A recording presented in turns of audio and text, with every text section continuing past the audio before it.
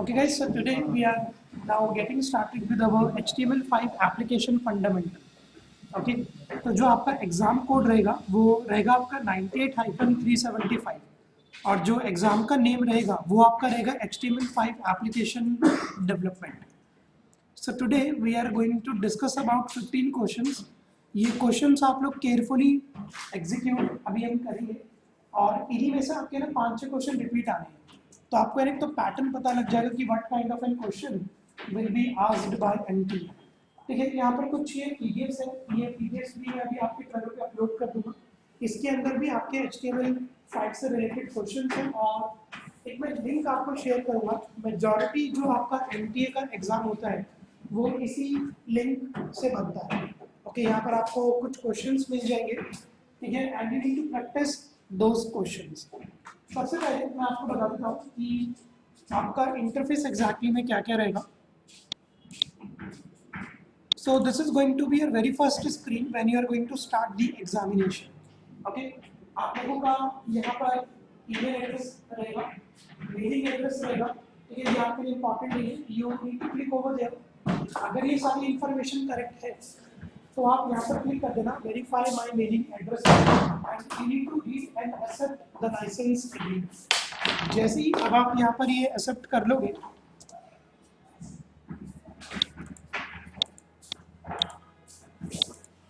Okay, this is going to be your dashboard. ये आपका सबसे पहला पेज रहेगा. आपके एग्जाम का कोड यहाँ पर होगा. अब यहाँ पर आप देखना कि मैक्सिमम टाइम जो आपको मिलेगा वो 60 मिनट्स का है. ठीक है, बट आप लोगों को जो एग्जाम का टाइम मिलेगा वो सिर्फ 45 है.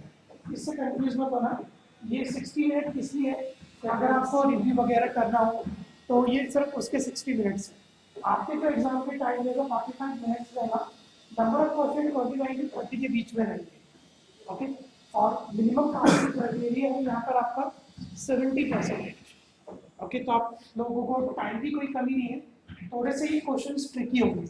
अगर 29 क्वेश्चन ये सिर्फ 45 मिनट्स में पूछ रहे हैं तो क्वेश्चंस विल बी ट्रिकी. ठीक है, तो एग्जाम की ड्यूरेशन आपकी रहेगी 45 minutes. You just need to click next over there और जैसे ही आप लोग नेक्स्ट पे क्लिक करोगे आपका एग्जाम यहाँ पर स्टार्ट हो जाएगा. At the top you will be going to have a timer. Okay, ये टाइमर आपका चलता रहेगा जैसे जैसे आप आगे बढ़ते रहोगे. सपोज करो कि अगर ये क्वेश्चन आपको आंसर नहीं आता और इसमें आपको थोड़ा टाइम लग रहा है तो ये क्वेश्चन आप इस पर चेक कर देना रिव्यू लेटर पे और नेक्स्ट पे क्लिक कर देना. ओके, जिस भी क्वेश्चन में आपको 2 से 3 मिनट लगे पढ़ने में उस क्वेश्चन में तो बिल्कुल मत जाना. Review that question later on. ठीक है, तो ऐसा कुछ भी नहीं होगा कि आपको कोई क्वेश्चन छूट जाएगा, क्योंकि जब आप एंड करोगे आपका एग्जाम तो ये बता देगा कि इतने क्वेश्चन आपके भी रिवीलिंग है, तो आपका एंड नहीं होगा. ठीक है, तो ये आपका पैनल रहेगा. कुछ क्वेश्चंस हैं जो आज मैं डिस्कस करूँगा. ये लाइव एमटीए एग्जाम से ही हमने पिक किए, तो 15 क्वेश्चंस विल डिस्कस टुडे. तो जैसे यहाँ पर एक पहला क्वेश्चन है कि HTML5 पे ना टच बेस्ड डिवाइसेस पे थोड़ा सा ज़्यादा ध्यान दिया गया. ठीक है, तो जैसे ये पहला क्वेश्चन है कि you created interface for a touch enabled application. Okay, आपने एक इंटरफेस बनाया for touch enabled application. During testing phase you discover that some touches trigger multiple input areas. कि जैसे आपने एक एरिया बनाया हुआ है. Let me just show you.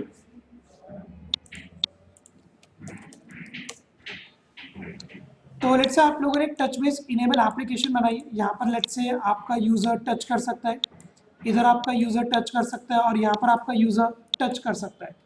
During a testing phase you analyse कि जब मैं इस पर क्लिक कर रहा हूँ तो ये भी इनेबल हो रहा है और ये भी इनेबल हो रहा है. ओके, तो ये वो आपका क्वेश्चन है कि during testing you discover that some touches trigger multiple input areas. Okay, which situation can cause this problem. तो यहाँ पर अप्रोप्रिएट ऑप्शन आप लोगों को सिलेक्ट करना है. जैसे पहला ऑप्शन होगा कि the input area are semi transparent, या the input areas are too close together, the touch screen is not calibrated and the defined input areas are too small. ये एक्चुअली में केस स्टडी है. ठीक है, तो यहाँ पर कैलिब्रेटेड का मतलब क्या होता है पहले ये बताओ. What do you mean by calibrated. जिन्होंने सी बोला, किसी ने बी भी बोला था, यस डी, ठीक है। तो यहाँ पर ये एक्चुअली ना केस स्टडी बेस्ड रहेगा, ये कोई प्रोग्रामिंग नहीं है, एक सिनेरियो इन्होंने आपको दे दिया and you need to predict. Sir आप ये रिकॉर्ड करते हैं? देखो ये टच इनेबल बेस्ड वैसे एप्लीकेशन अभी आपने बनाई नहीं होगी, या तब बनाओगे जब आप नेटिव मोबाइल डिवाइसेस बनाओगे। तो यहाँ पर आपका जो करेक्ट आंसर है वो रहेगा ऑप्शन नंबर बी। जब आपके इनपुट एरियाज आपस में बहुत ज्यादा क्लोज हो जाते हैं तो होगा क्या कि जब आप एक पे क्लिक करोगे तो दूसरे पे भी क्लिक होगा। एक है ना गाइड हम फॉलो करते हैं, गाइड में क्या होता है, आपके पास जब भी आप कोई टच बेस्ड एरिया बनाओगे तो आपको थंब का साइज भी कंसिडर करना होता है। Okay, certain guidelines you need to follow, वो गाइडलाइंस आपको HTML5 में मिल जाएगी। तो थंब का यहाँ पर साइज होगा, उसके बेसिस पे आप टच बेस्ड डिवाइसेस बनाते हो। तो जब भी आपको लगे कि मैं किसी और पे क्लिक कर रहा हूँ बट बहुत सारे एरियाज मेरे क्लिक हो रहे हैं, तो ओनली इशू इज दिस कि आपके जो इनपुट एरियाज है they should be close together. तो इसका आंसर आप लोग नोट कर सकते हो। और अभी मैं आपको इसके साथ एक्सेल फाइल भी दूंगा, उसके अंदर भी आपको ये आंसर्स मिल जाए, क्योंकि हो सकता है क्योंकि लाइव टेस्ट में से लिया गया है तो कुछ ऑप्शन हो सकता है कि आपको सिलेक्टेड मिले बट वो श्योर नहीं है कि सही है या गलत है। तो आप एक बार एक्सेल वाली फाइल से टैली कर लेना कि क्या इसका आंसर रहेगा। ओके, तो ये तो हो गया चलो एक केस स्टडी बेस्ड। ये वाला क्वेश्चन आप बहुत आराम से आंसर दे सकते हो, वेरी इजी क्वेश्चन और within a second you can answer it. तो आपको करना क्या है कि you need to match the HTML5 technologies to the corresponding description। तो यहाँ से आपको ड्रैग करके यहाँ पर ड्रॉप करना है। तो जैसे let me show you, font size visible है, जैसे ये a language used to store configuration settings and data। तो अब आप यहाँ पर कौन सा टेक्नोलॉजी ड्रैग एंड ड्रॉप करोगे? कौन सा? SOAP, बिल्कुल गलत answer. XML is the correct answer. Soap तो आपका APIs बनाने के काम आता है, सोप हो गया आपका रेस्ट हो गया, it is used to create an API। Configuration की डेटा हमेशा आपका XML में होता है। ओके, JSP वगैरह यहाँ पर किसी ने पढ़ी है? चलो एडवांस जावा जब आप पढ़ोगे तो उसमें आपको XML प्रॉपरली हम सिर्फ कॉन्फ़िगरेशन सेटिंग्स और डेटा के लिए बनाते हैं। कॉन्फ़िगरेशन से सारा रिलेटेड काम आपका XML में होगा। तो यहाँ पर आपको यहाँ से XML ड्रॉप करना है और इधर आपको ड्रैग करना, ड्रॉप कर देना है। A language that control the formatting and style of a document। तो ये तो पता है कि CSS। A language that uses tags, HTML, ठीक है। और आखिरी वाले में event responses, JavaScript, ठीक है। तो डायनेमिक बनाने के लिए हम लोग यूज करते हैं JavaScript का। आपका ये स्कोप तब आता है अगर यहाँ पे कुछ API से रिलेटेड डेटा होता। अगर API नजर आए तो सोप और रेस्ट को ड्रैग एंड ड्रॉप आप लोग करते हैं, ठीक है। तो ये तो बहुत आसान क्वेश्चन है, ये पहले आपको अटेम्प्ट करना है। ओके, तो कल मैंने आप लोगों को एक HTML5 का लिंक भेजा था, वेब स्टोरेज क्या। अगर आप लोगों ने पढ़ा होगा तो ये आंसर आप दे सकते हो, ये वैसे भी दे सकते हो अगर किसी ने नहीं पढ़ा तो। होता क्या है, you need to select 2 code fragment that represent way to use HTML5 to save values to a session storage। यहाँ पर आपको 2 ऑप्शन सिलेक्ट करने हैं, तो जहाँ पर चेक बॉक्सेस होंगे वहाँ पर आपको एक से ज़्यादा ऑप्शन सिलेक्ट करना है। ओके, तो यहाँ पर बोला गया है कि सेशन स्टोरेज बनाने के लिए आप यहाँ पे कौन से 2 कोड का यूज़ करोगे। मैंने कल आप लोगों को एक लिंक भी भेजा है, ठीक है ना, ये वेब स्टोरेज वाला लिंक, इसके अंदर इसका आंसर है। ओके, अगर ये लिंक्स आप लोगों ने पढ़े हैं तो you can answer this question very carefully.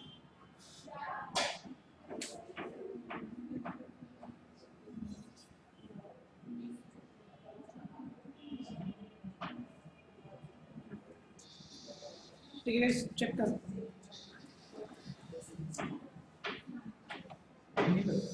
कौन सा, ठीक है, बी, ठीक है। 2 ऑप्शन आपको और सेलेक्ट करने,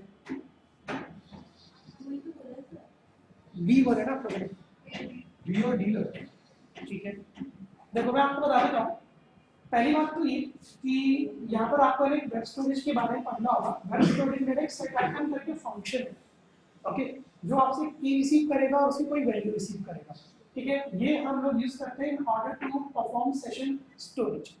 अपडेट तो यहाँ पर होगा नहीं क्योंकि अपडेट की बात नहीं हो रही है यहाँ पर, ये तो हटा दो, इसके अंदर आपको कंफ्यूजन होगी सेट आइटम में और इस वाले डी में, ठीक है। तो करेक्ट आंसर है आपके यहाँ पर ये डी, क्योंकि आप लोग ये याद रखना कि जब भी सेशन स्टोरेज से रिलेटेड कोई भी क्वेश्चन आता है या सेशन बनाने के लिए भी अगर कोई क्वेश्चन आता है तो हम ये करते हैं session storage dot set item की आ जाती है और उसकी वैल्यू होती है, और एक और मेथड हमारे पास अवेलेबल है सेशन स्टोरेज डॉट सम की, और उसकी आप वैल्यू यहाँ पर स्पेसिफाई कर दो।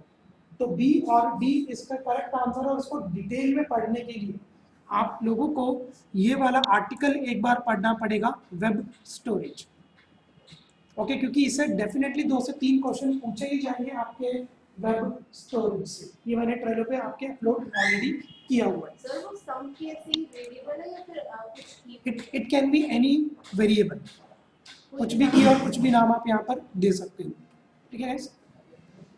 तो गाइस सेशन स्टोरेज से रिलेटेड डेफिनेटली 2 से 3 क्वेश्चन आपके आएंगे ही आएंगे, ठीक है। और सर इसमें जो वैल्यू है पास हो रही है, हाँ, जो साइन हो रही है वो कैलकुलेट की होगी या कैसी हो सकती है? कैसे भी हो सकती है, कुछ भी की और कुछ भी वैल्यू आपकी हो सकती है। कुकी वगैरह आप लोगों ने कभी बनाई है? नहीं बनाई कुकी वगैरह, चलो ठीक है। अगर कुकी बनाई होती तो इसका आंसर तो भी आप दे देते।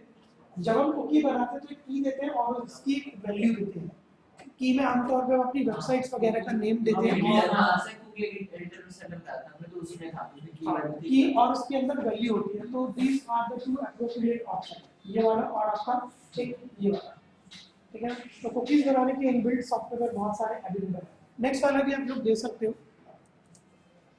ये आप लोग बहुत आराम से दे सकते हो कि which 3 component define the URL used for local storage data in HTML file।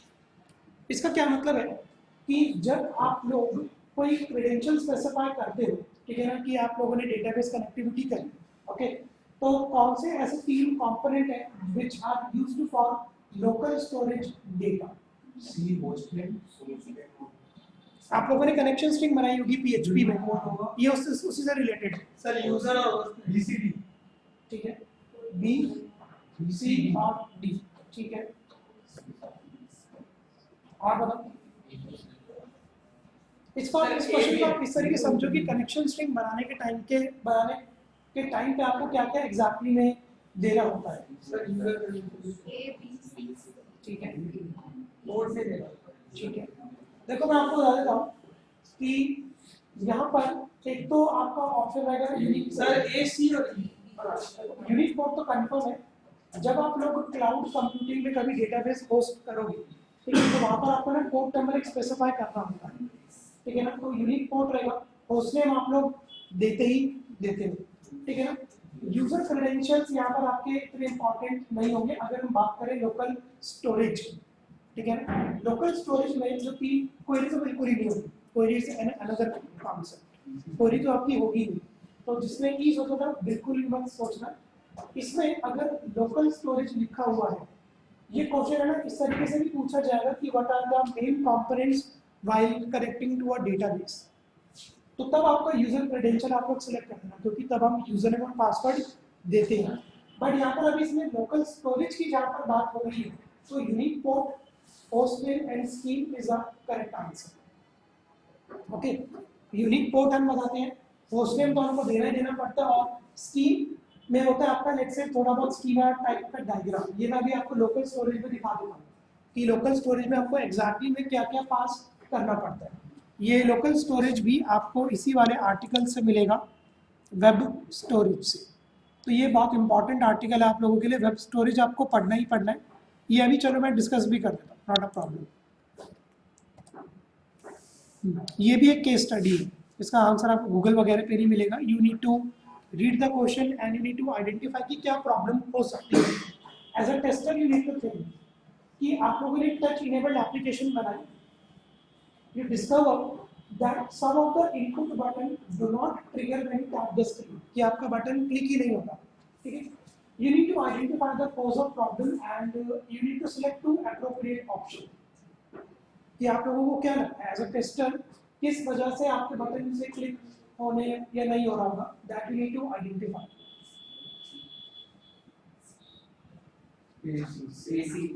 ठीक है,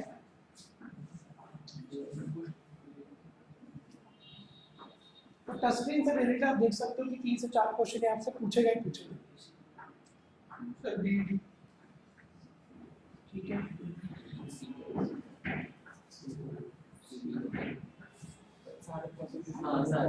वो मैंने कल ही आपको बताया था कि कुछ ऐसे भी ऑप्शन होंगे जो सारी आपको करेक्ट लगेगी। सर बी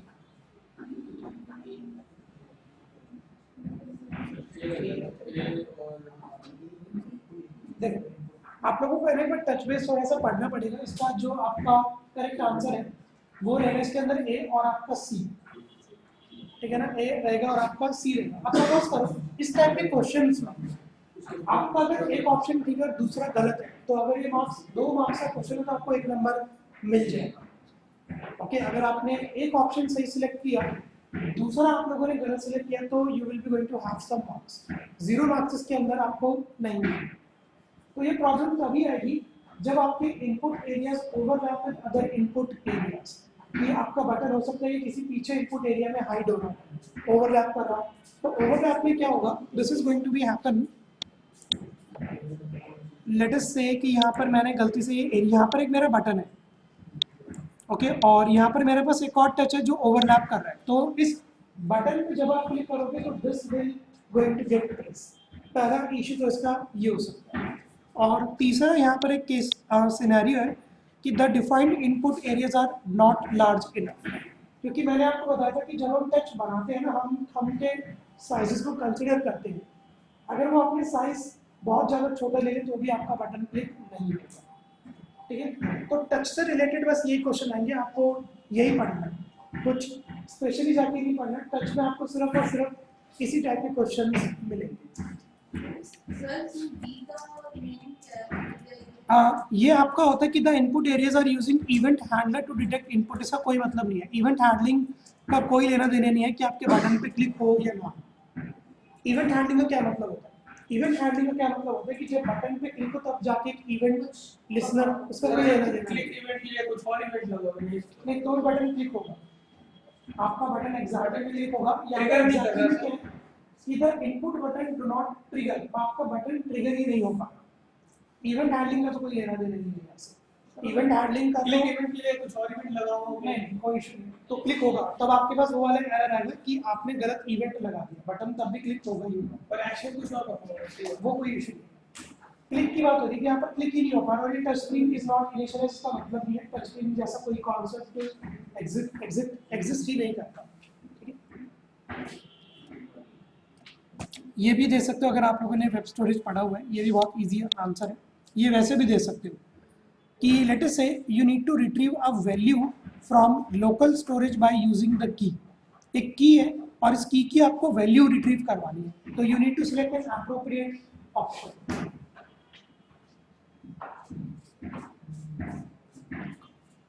इसमें से वैसे भी आपको पता लग जाएगा कि मेरे को की जब रिट्रीव करानी है तो कौन सा सुटेबल ऑप्शन है।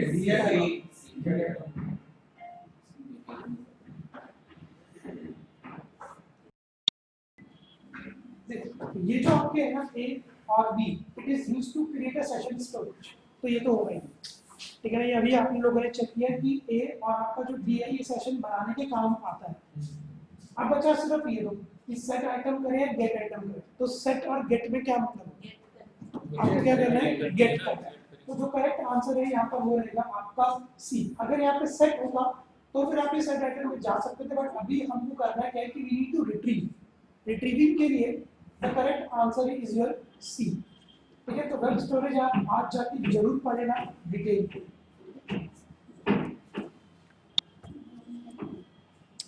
ये वाला आप दे सकते हो, ये तो आप लोगों ने शायद यूज किया होगा कि let's say you are creating the styling for your web page, which two CSS attribute produce a scroll bar if your content overflow its element। ये बहुत इंपॉर्टेंट है, ये वेब डेवलपर करते भी करते हैं। इसका क्या मतलब है, पहले मैं आपको डायग्राम के थ्रू बता देता हूँ। मतलब ज़्यादा लिखेंगे तो लंबा टेक्स्ट सर जैसे कल हुआ था नीचे वाला जो बताया अब जैसे ये कंटेंट आपने लिया हुआ, अब इसके अंदर बहुत सारा कंटेंट है, तो अब आप यहाँ पर क्या करोगे कि आप लोग यहाँ पर है ना स्क्रॉल बार इनेबल कर दोगे, इधर स्क्रॉल बार दे दोगे और एक इधर स्क्रॉल बार दे दोगे, ठीक है। तो ऐसी कौन सी CSS की दो प्रॉपर्टी हैं जो ये स्क्रॉल बार इनेबल कर सकती है अगर आपका कंटेंट ओवरफ्लो हो जाता है तो? ये कभी यूज नहीं किया? हाँ, ठीक है ना। इसका एक ये होता है आपका B और D, स्क्रॉल कर ही देगा और ऑटोमेटिकली का मतलब होता है ऑटोमेटिक स्क्रॉल इनेबल कर देगा, ठीक है। तो इसका जो करेक्ट आंसर है वो रहेगा आपका B और आपका D, स्क्रॉल एंड ऑटो। ये आप वैसे भी यूज कर सकते हो अपने वेबसाइट में। अगर आपको लगे कि यार मेरा जो कंटेंट है थोड़ा सा बाहर जा रहा है, तो you can simply make a use of this scroll बार। ये भी आप बता सकते हो अगर आप लोगों ने फॉर्म्स वगैरह बनाए हैं तो। HTML5 में ना ऑटो फोकस एट्रीब्यूट एग्जैक्टली में क्या करता है, ये यूज किया भी जाता है फॉर्म डिजाइनिंग के टाइम पे। It adds a default value to the field in a form, controls the movement between field in a form, defines a cursor location, okay. B, ये मूवमेंट आपके लिए टैब करता है, टैब। ऑटो फोकस का क्या मतलब होता है कि जब आपका पेज में लोड करूंगा, ठीक है, तो जो भी आपका फॉर्म टैग रहेगा मैं आपको दिखा देता हूँ। इसका करेक्ट आंसर वैसे आपका D, इसका मैं आपको डेमो भी दिखाता हूँ। ये ऑटो फोकस आप लोग यूज भी कर सकते हो। इसके लिए आपको बस एक इनपुट टाइप टेक्स्ट बॉक्स में ऑटो फोकस लिखना होता है, और ऐसा करने से क्या होगा कि जब आपका यूजर आपके फॉर्म को लोड करेगा तो उसको क्या ना ब्लिंकिंग कर्सर नजर आएगा। मैं यहाँ पे दिखाता हूँ आपको। ये अभी नेट मेरे पे चल ही रहा है, तो आप लोग है ना इस वाले URL को एक बार देख लेना, केवल ऑटो फोकस लिख देना। W3 स्कूल का ही पहला URL आपका आ जाएगा। इसके अंदर एक है ना फॉर्म डिजाइन होगा। जैसे आप उस फॉर्म को ओपन करोगे तो होगा क्या कि आपको क्या ना कर्सर की लोकेशन नजर आएगी पहले इनपुट टाइप टेक्स्ट बॉक्स, ठीक है ना। जैसे है ना कि ब्लिंकिंग कर्सर यहाँ पर आपको पहले इनपुट टाइप टेक्स्ट बॉक्स में नजर आ जाएगा। तो ऑटो फोकस का सिर्फ यही काम होता है, it defines the cursor location where a form is first accessed, ताकि आपके यूजर को ये पता लग जाए कि कहाँ से उसको फॉर्म फिल करना स्टार्ट करना है, ठीक है। इसके बाद ये चलो मैंने आपको कल एक लिंक भेजा था 2D ट्रांसफॉर्मेशन का, ओके। तो which to function supports 2D transformation in your